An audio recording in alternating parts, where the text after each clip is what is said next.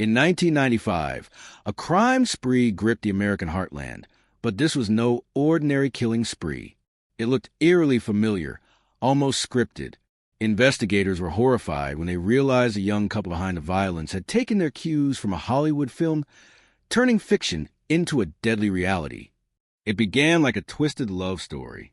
19-year-old Sarah Daniels and her boyfriend, 21-year-old Michael Grady, packed a stolen car and hit the highways of Oklahoma.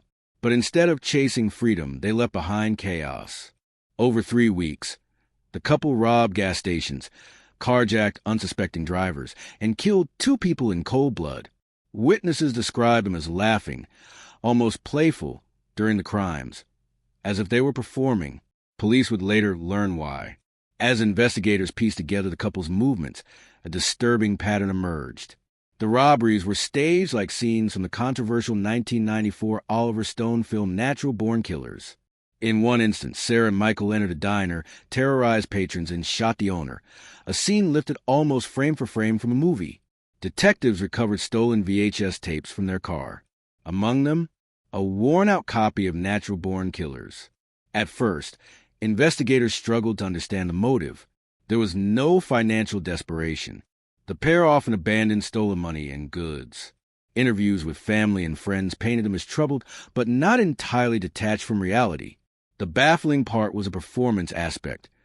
Every crime had been staged with theatrical flair. Police began to wonder, was this about murder or about acting out a fantasy? When Sarah and Michael were finally captured after a high-speed chase, the truth spilled out in interrogation. Sarah told detectives, "We want to be like Mickey and Mallory. They had no rules. No one could stop them." The couple admitted they watched the film dozens of times, using it as a blueprint for their crimes. For investigators, the revelation was chilling. This wasn't random violence. It was scripted obsession. The trial became a national spectacle. Prosecutors argued the couple knew exactly what they were doing, hiding behind the guise of imitation. Defense lawyers countered, claiming the film's influence blurred the line between fantasy and reality.